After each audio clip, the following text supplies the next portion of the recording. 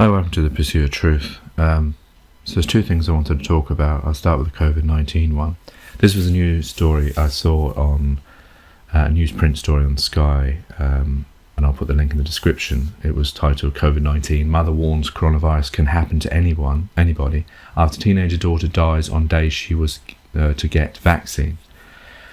Now the thing with this story is I don't understand it because, well, I mean, I understand what the message is, but to me it seems a bit misleading because I would say it was negligence that was the cause of her death, although COVID was the eventual cause of her death. But when you read the story, and I understand what they're trying to do, they're trying to get people who are young to get vaccinated, they're trying to, the fear idea of it, I understand that, but it wasn't maybe the best story they could have used because it's unclear. Because when you read through it, I'm going to try and read a bit here.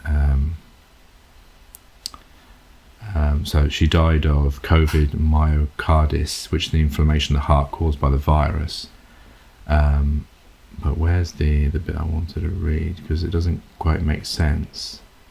So it says she was 15 from Portsmouth, died at Queen Elizabeth Alexandra Hospital on the 28th of September after she tested positive for the coronavirus 4 days earlier. And where is it where she talked to a doctor?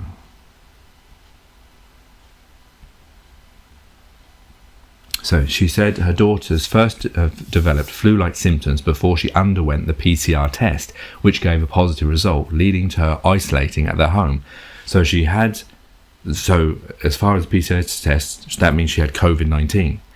Miss Holiday added that she was struggling to eat on Sunday, but by the 27th of September she could not eat at all due to her throat hurting, and she contacted a doctor who prescribed antibiotics. This is what I don't understand. This is why I would put that is it more negligence rather than COVID-19, because why would a GP or a doctor prescribe antibiotics assuming that the lady told them that they'd done a PCR test and she had COVID-19 and she was struggling? Why wasn't she sent to hospital? Have they changed their procedure now? Is antibiotics a cure for COVID-19? Because I thought antibiotics were only used for bacterial infections, and I think this is a viral one. So why wasn't she sent to the hospital to maybe have oxygen for a start, and then they're using, I can't remember what the tablet is now that they use for lung conditions that was working very well, and now they have a new antiviral one that they're testing. But that's what I don't understand. It says and continues, but when Georgia's condition worsened, she was seen by a doctor who said her heart rate was double what it should be, and she was taken to hospital. Miss Holiday said that when the doctors realised how serious her daughter's condition was, they allowed her to spend time with her in the hospital.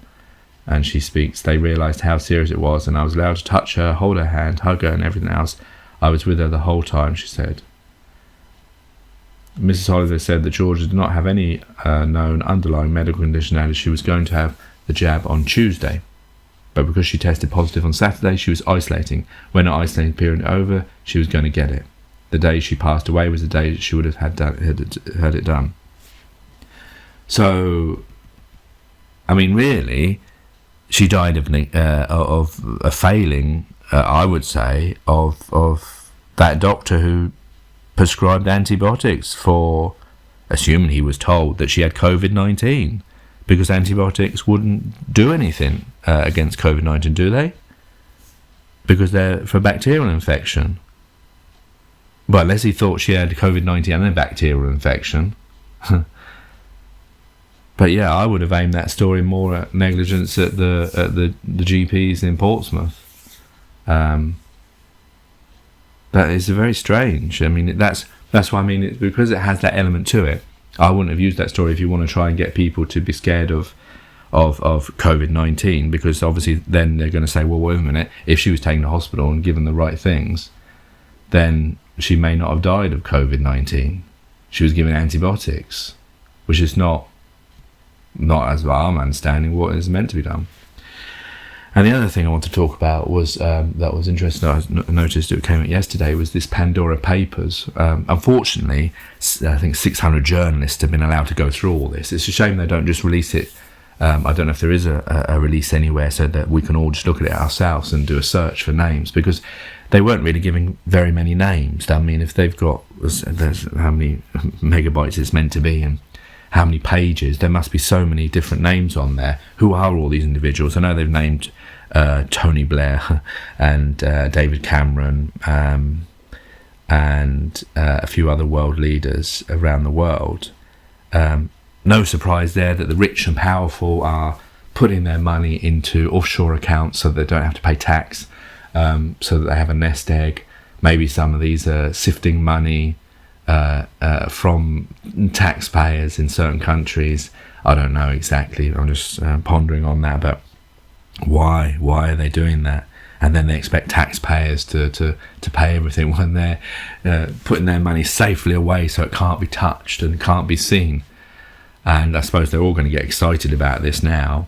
But the only thing is that it just didn't have very many names. I know Shakira came up, and what my worry is, by having, I suppose the good thing is by having different journalists, different countries will want to expose things, because like some countries, say like the UK or US, they may not want to expose that their current prime minister or their monarchy or their certain trusted celebrity pop star friends who everyone loves and they use to pass messages on, are implicated in this. So that's why I found it strange that it was on BBC and Sky on their newsfeed, why there was so little names on there.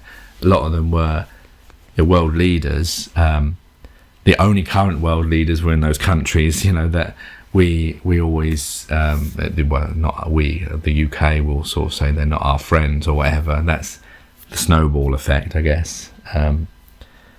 But yeah, so I hope there's going to be more information of like a complete list of people's names and how much money they've got and they've hidden away, and why they're not paying tax whilst expecting the normal people who struggle to pay the tax to keep everything running, their system running, and they want to squander their money and have a nice life. And it's just another example of why the system doesn't work, and how how many examples do you need to see these rich and powerful people that are keeping this system running, that are keeping us like we're the hamsters on the wheel, keeping the system running, and we don't realize how critical we are to that.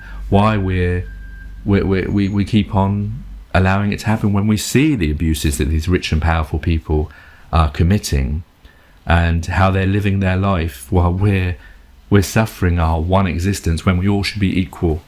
And there's no reason for us not to be equal. Anyway, yeah, it interested me. I hope there's going to be more. If anyone has any more information on the Pandora Papers or any comments or views, put them in, and put any links in the comments, and I can check them out. Hopefully there will be some kind of download that we can all get, and so we can all go through this information rather than it just being journalists who may be protecting the people that they feel needed protecting from this information. Anyway, take care, take it easy, God bless, and peace.